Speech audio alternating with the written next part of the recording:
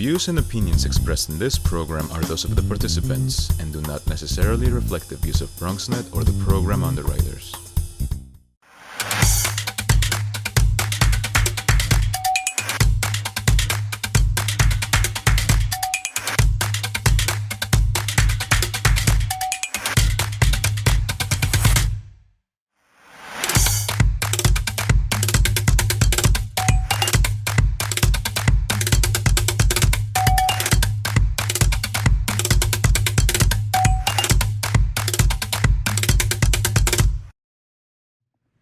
Hello everyone, welcome to the second episode of our show. My name is Adriel Quinones. And my name is Jocelyn Quinones.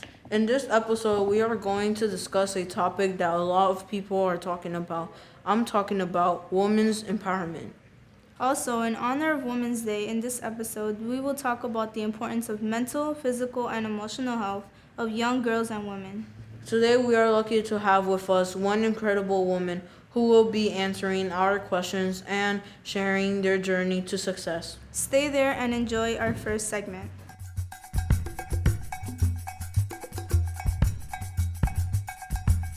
Hello everyone, my name is Saori and I'm here to tell you what women empowerment means.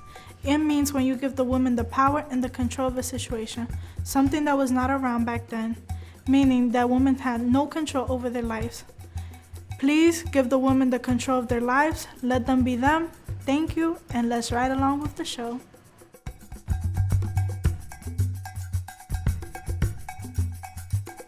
Hi, I'm Lisandra Núñez. I'm a doctor. I studied medicine in Dominican Republic, and I came here last year. It was 1 year and a half already. This has been a journey, to be honest. Being a doctor abroad and then coming here and want to practice medicine in a new country where you barely know people. It is an uphill battle, to be honest. But it's a battle that I am proud and I enjoy every step that I've been through, actually. And to be honest, the one thing that get me through, it was my support system. I have a really good support system, not only my family, but also my friends. And one of the things that a lot of people tell me is that, yeah, but I have to go outside with friends. I have to meet friends. And one thing that I say is, we have time for everything. We have time to concentrate in ourselves. We have time to be with family. We have time to be with our partners. But we have to be really perseverant. We have to be also patient with ourselves. And we have to take advantage of what we have, what surrounds us, to be honest. Another thing that I always say is, if an opportunity come and knock on your door, just open it up and say yes. The first thing that comes out of your mind, say yes. Don't be afraid of taking new opportunities. Don't be afraid of if someone tell you to do something and you don't know how to do it.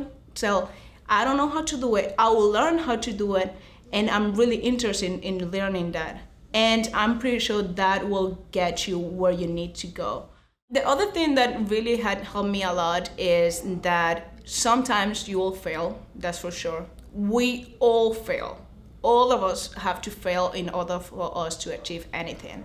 And do not take those failures that you might have in your life as something that may just put you aside, and don't feel that you won't achieve what you're trying to achieve. Take those failures and learn from them. Learn as much as you can. Learn from everything. If someone tells you something that you're doing wrong, or you had a bad feedback in a way, just take it from the good side. Try to make it always as an advantage for yourself, and try to work on that. If you had a bad feedback yesterday, when you wake up just today, then the first thing you do is think about that feedback. Think about what can you do today to make that feedback better and to be a better person. And the last thing that I think we always have to bear in mind when we are trying to accomplish a long-term goal is be patient.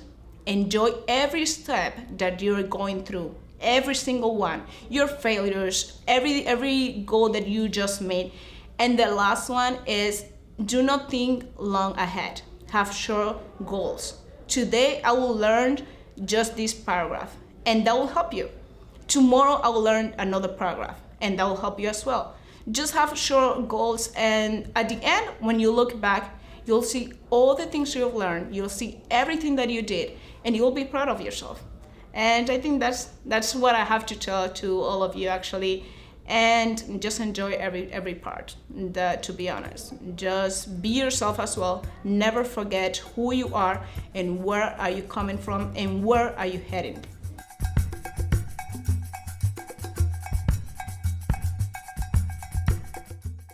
Hello, everyone.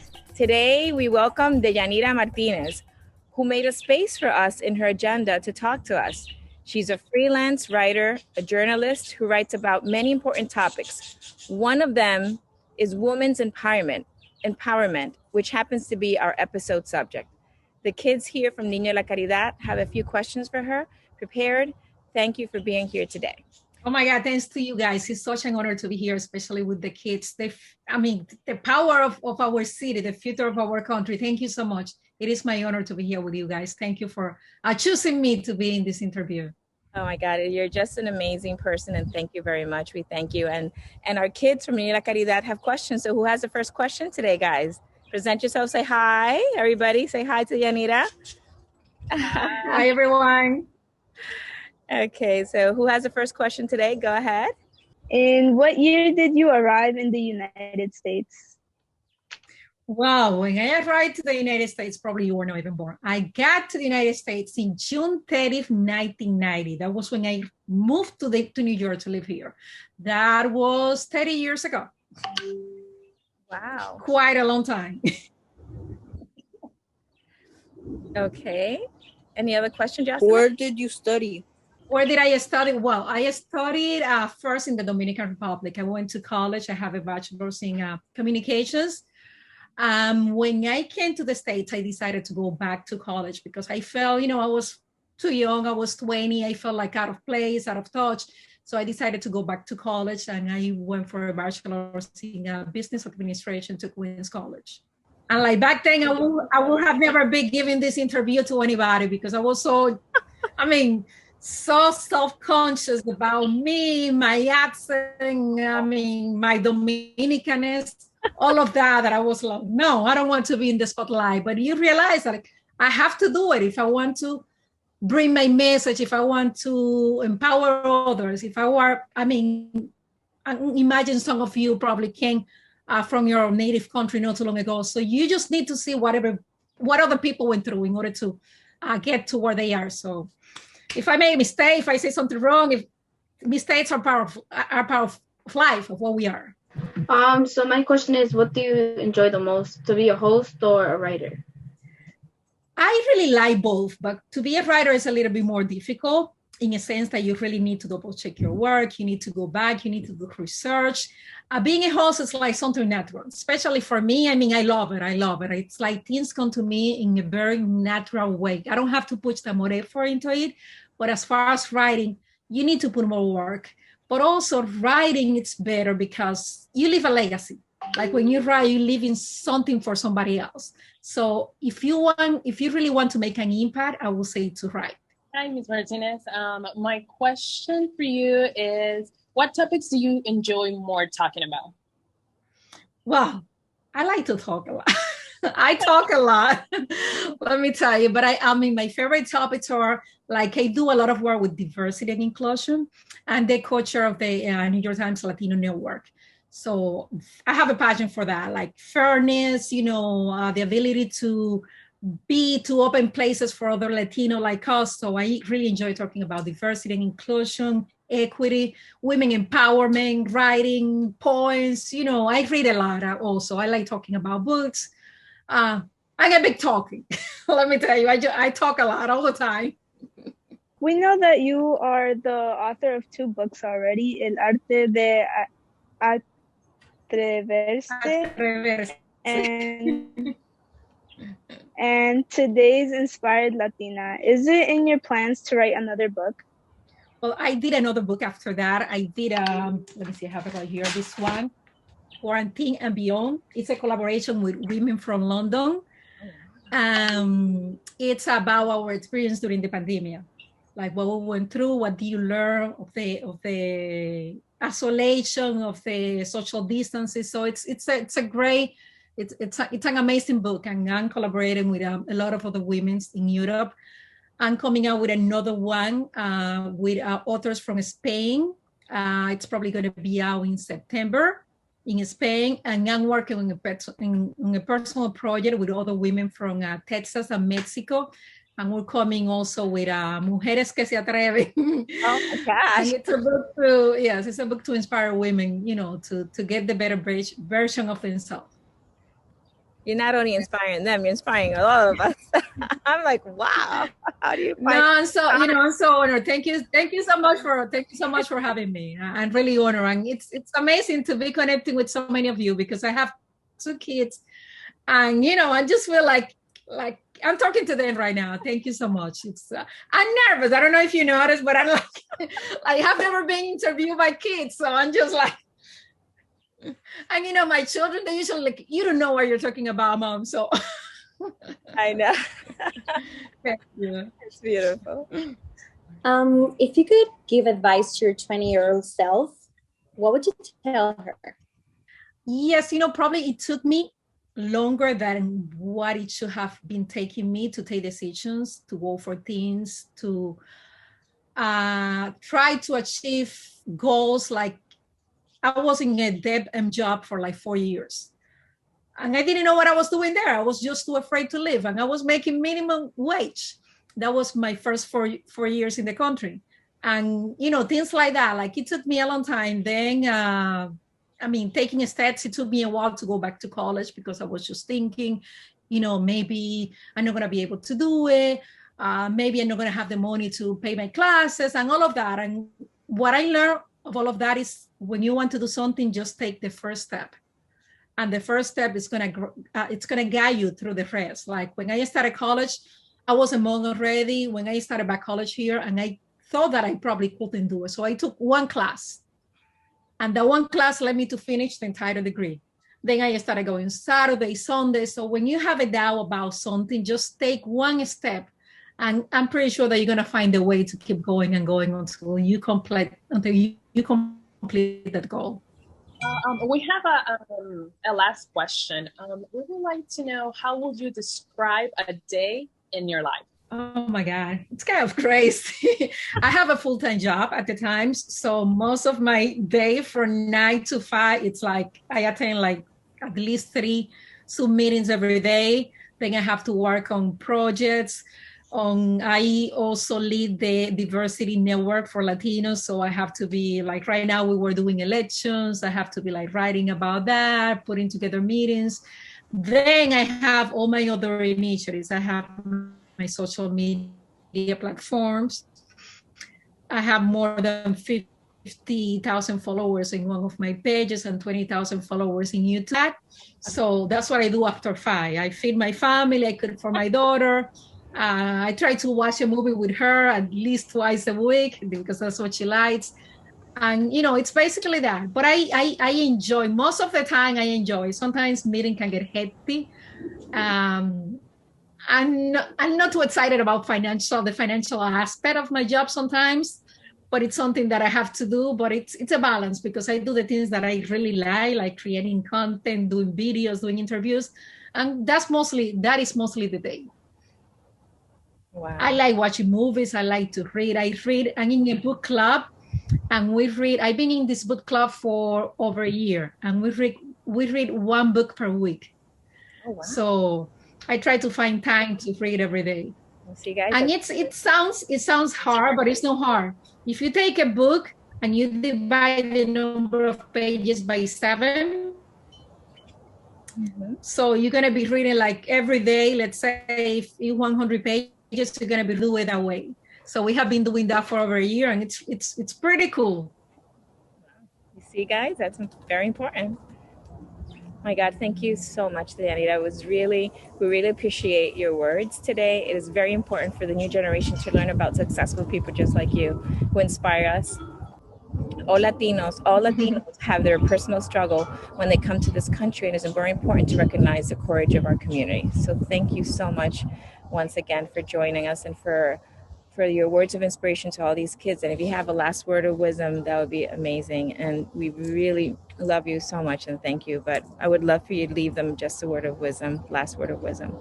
Oh my God, you guys are awesome. Doctor, I want to honor you for the amazing work that you are working. This is incredible, working with all the children, with all the kids. And as you can see, they're developing so many skills. They're doing interviews, they're becoming leaders. That's what we want. Thank you so much. It is my true honor. I'm telling you, like I never get nervous. I get really nervous about you guys because, you know, your eyes is like, I mean, it's the new generation, and you guys are doing so many amazing things. This is great. Just go for what you want. Just embrace who you are. I mean, you have so much potential. Each one of you have so much potential, and you have the ability to change this country. And the future of America is Latino. It's Latino, no doubt. I have no doubt about it. So our future is on your hands. Just don't forget that. Oh, thank you so much. I have another question. Oh, yeah, sure. Go ahead. Do you think school is worth it, going to college and stuff? Do you think it's worth it? Do you think it's good to take that career or taking another career? The education changed life. I will never underestimate the value of education. Right now, we see a lot of people that probably are doing technical careers, are becoming entrepreneurs, are coming with apps and doing technological work. But the power of education is key. If you can do something in your life, I will say to read and exercise. I always remember something that Will Smith said. He said, the power of people is to run and to read, because when you run, you're exercising, you're putting oxygen yourself. Never underestimate the value of education, but education doesn't necessarily mean going to Harvard, spending thousands of dollars and getting into debt. You can educate yourself. You can, if you don't have the resources, you can start going back to a community college, and then you can, and that's what I did. And then you can start switching to a 4-year college, and you can do it little by little. Sometimes we believe that if we don't go to Harvard, to Princeton, we don't have a chance, and it doesn't work like that. Oh, thank you so much. That was amazing. Thank you, Janita. That was such Thank you, Doctor. Thank you, guys. And hopefully we can connect again. Thank you, guys. Really, Thank thank you, guys. You made my day. And I'm dying to show this interview to my daughter.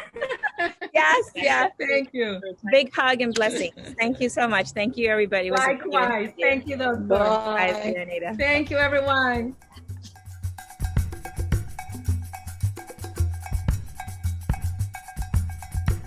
Hey guys, it's Tyra, and I'm here to tell you some rights women should be able to claim. Women should be able to make their own financial choices. They should have an equal opportunity in education. They should have an equal status in society. They should have a safe and comfortable working environment, and they should be able to participate in social, religious, and public activities.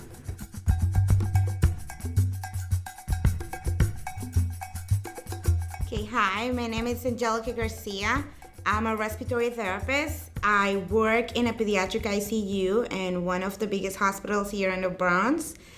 I became a respiratory therapist a long time ago. I'm from Colombia, and I did respiratory therapy back home. And then I came to the US and I did it again. It's a very nice profession. So respiratory therapists mostly treat patients or people that have illness on their respiratory system. So this include not only the lungs, sometimes it could go to the heart or any other part of the body. So when somebody can't breathe, the first thing when they go to the hospital and they need oxygen, they will call a respiratory therapist to come and help them. From there on, we advance in different type of treatments. We give the kids that they can breathe asthma treatments. Then we do different kind of equipments that help them to breathe, like BiPAPs, or when it's more invasive, they go to mechanical ventilation, which is a respirator that actually breathes for people. So it's a really nice profession because we could take patients from their babies until people that's really old. so you have a bigger understanding of different kind of illnesses, and you could help in different type of places, like from a clinic or to a hospital or to intensive care ICU, or you could go also to nursing homes. So it's a really nice profession, which I love and enjoy it all the time when I work in the units or outside. Here in the US, you could do two different types of degrees. You could do an associate's degree, which is 2 years. It's couple schools, like private or public schools, that offer the program. Or you could do a bachelor's degree too, which is 4 years. At the end of the journey, you have to take your tests, like different kind of tests, board tests, and then you get your license and you're ready to go. It's really quick, you could say. It requires a lot of study, like all of them, but it's very easy, I could say, like to get into the programs.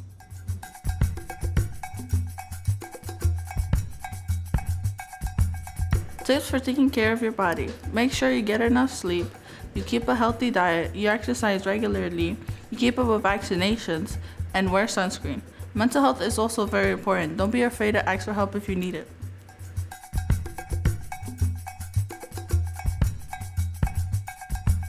We have a few questions for Dr. Nunez.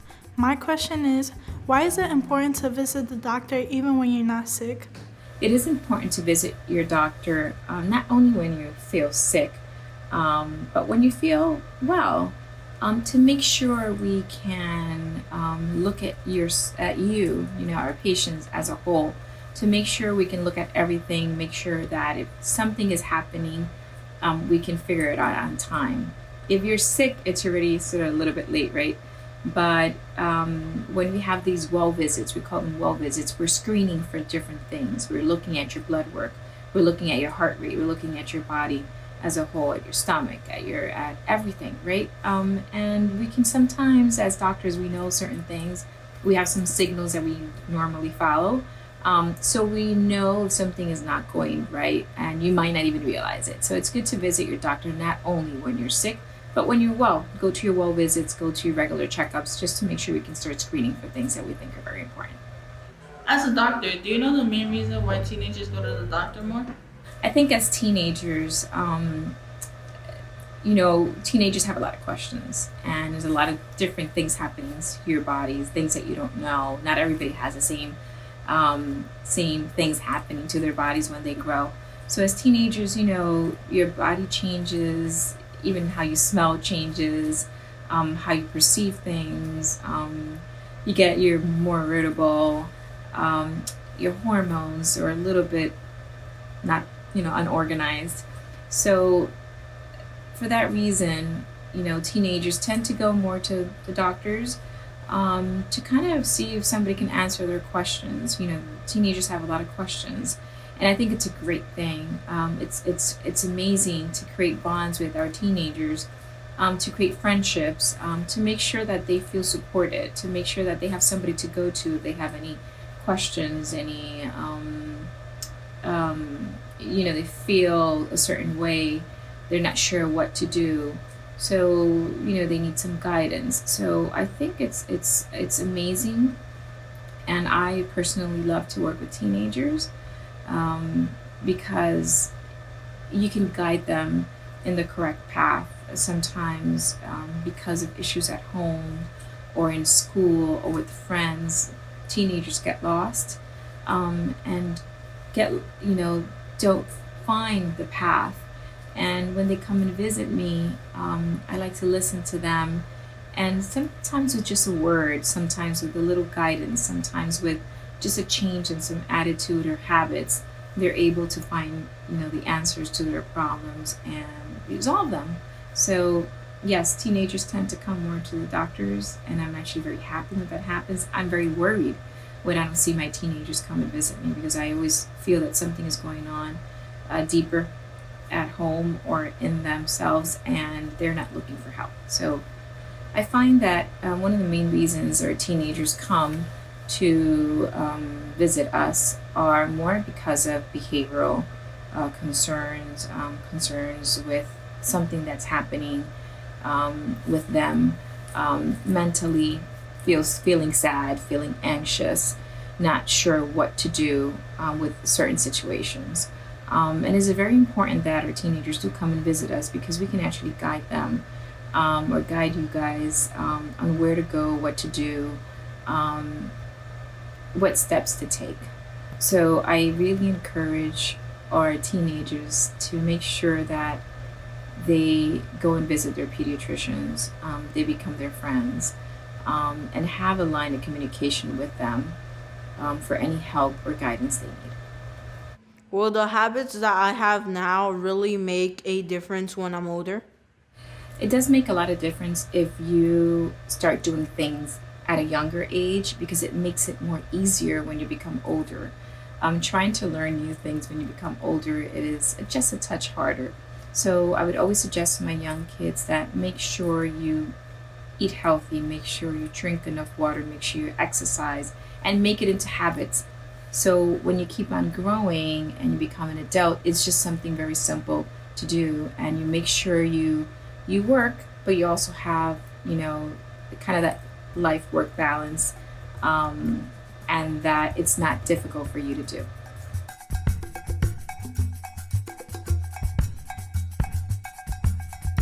Hi, my name is Jocelyn, and my favorite woman of the month is my mother because she has sacrificed many things for us. She loves us very much. She has given us a home, an opportunity of education, and I'm really thankful for her. Thank you. Bye. Hi, my name is Adriel Quinones. My favorite woman of the month is my mom because she made me and she worked hard for me and she never stopped loving me. And also she is there for me when I'm sick and she is everything I love. So for Woman of the Month, we picked AOC. The reason we picked her is because she supports the LGBTQ community and she raises money to support the transgender community too. She also introduced the Green Deal, which shows that she cares a lot about the planet and the environment. Which is why we picked her.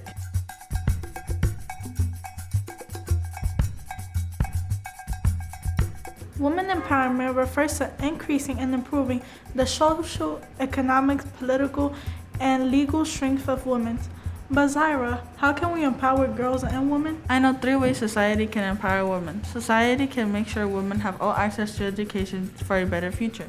Society can also have laws to help someone who is being abused have the confidence to stand up for themselves. Society can also have equal opportunities in all areas. I have a question for the community. Can you come up with some ways to help empower women?